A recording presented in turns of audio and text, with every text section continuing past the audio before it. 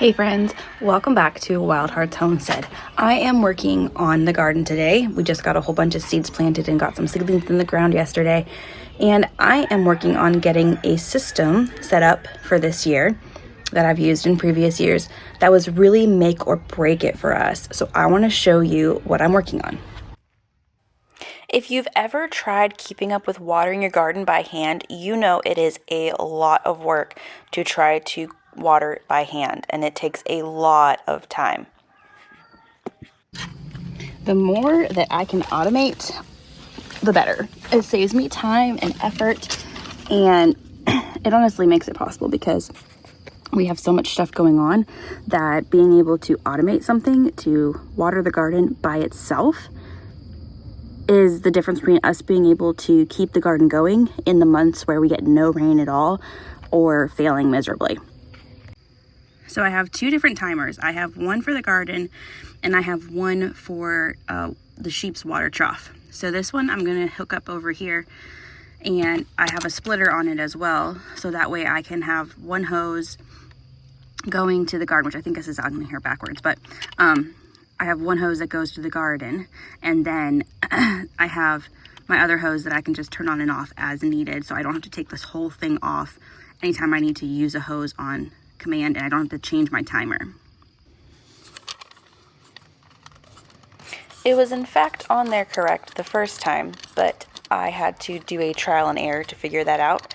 So I switched it around, and as you'll see later in the video, I figured out that it was correct the first time and ended up putting it back. Later on in the video, when I ask myself why this is leaking, I can look back at this and see that I moved the gasket.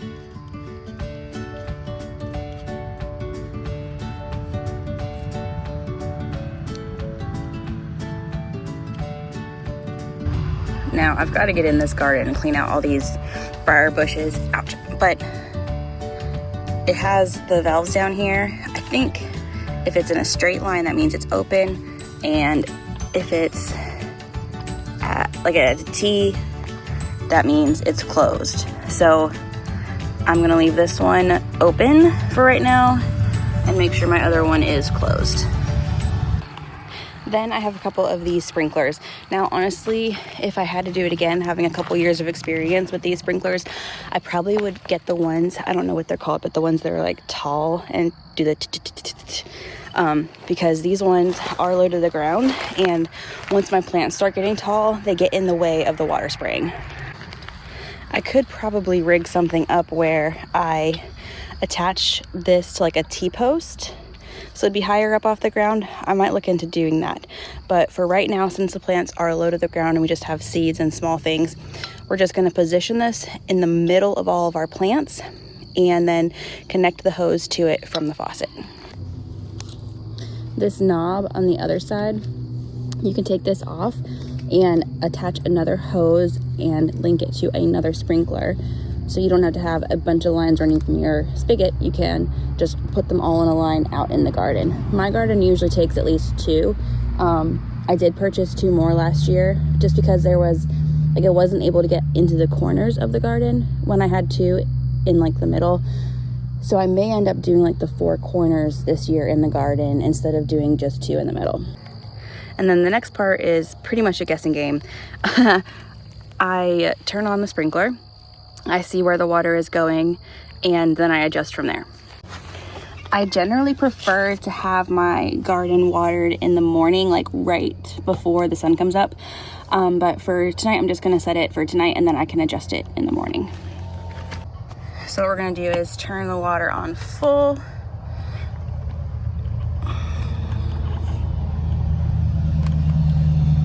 Make sure there's no leaks. Nothing is dripping, which is great. And then we are going to adjust our dial on here for when we want it to water. So let's see. We're gonna turn it to off to reset it. Yeah. And then I want it to water every day for just about, let's say, 15 minutes while I'm getting this adjusted.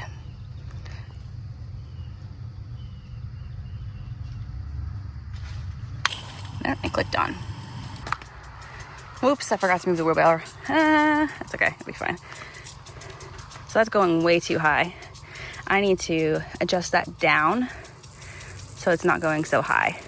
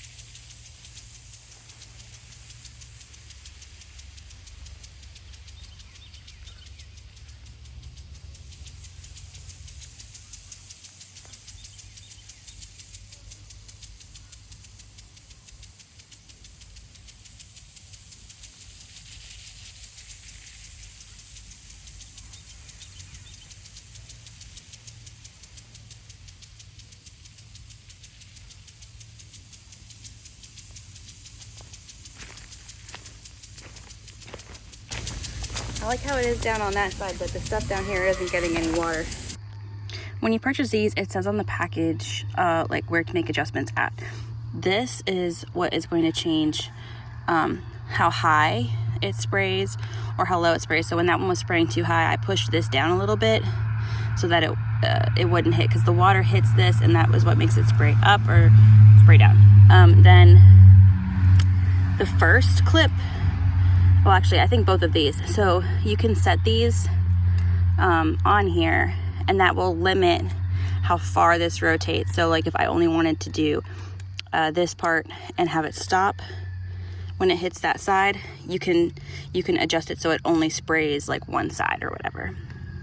But all those instructions are in there. And then there's a button. Is it this? I think it's this one right here. If you flip this up, then it won't hit those and it'll go the whole way around.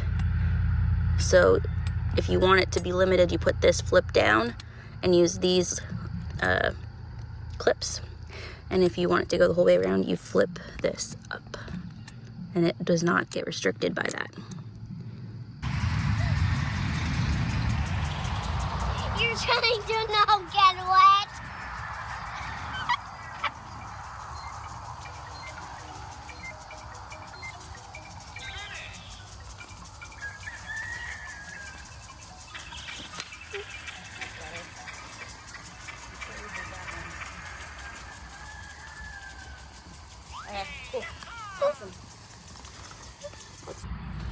Okay, so as I was putting on the sprinkler for the kids, I realized I put this together backwards. Sometimes you have to put something together and try it out to remember how you did it last year. So this splitter actually needs to go above the timer so that I can bypass the timer to use the other hose whenever I want to. Oh, come on now. This spigot is kind of hard because where it's placed, it doesn't leave a whole lot of room for me to get hoses and stuff. Especially when we have some of these hoses that are really stiff or have, ow, brambles, have like the long plastic part on them that they have to go straight for a little while before they can bend. Now we can turn the water on for the sprinkler. Which the water's not coming out of there. Right. Come on now. Oh my gosh, why? Oh no! Oh no! What just happened? I gotta figure out why that's leaking up there, because it wasn't leaking a second ago. It's always something, I tell you. It's always something. Yeah. Well. Oh! I saw it, Bill. I saw it. Is that good? Okay. So we've got spigot, splitter, hose that goes to the kids' sprinkler, timer, hose that goes to the garden sprinklers. So basically what I can do is leave this on and just change these for on and off. And then that way I don't have to change my timer, because this timer, it's whatever you set it is the time that it goes off. So if I set it at 6 a.m., it'll go off at 6 a.m. every day. It doesn't have like a time adjustment like my sheep one does. Now I wanted to find the same timer to put on the sheep's water, but I could not find the same one, so I have this one. It's a little fancier, but it works really well, and I like that I can change it. So I'm gonna put this one on the sheep's water, and then I'll put it on for every day for 3 minutes or every other day for 3 minutes, and that is enough to fill up their water dish. And then I can bypass it with this manual button. Like if I wanted to move the water trough and clean it out and refill it completely, I can bypass it with this manual water up here and not have to change any of this stuff down here, which is really nice. But just simply automating the water makes a huge difference for me when it comes to being able to keep up with the garden and livestock and things like that.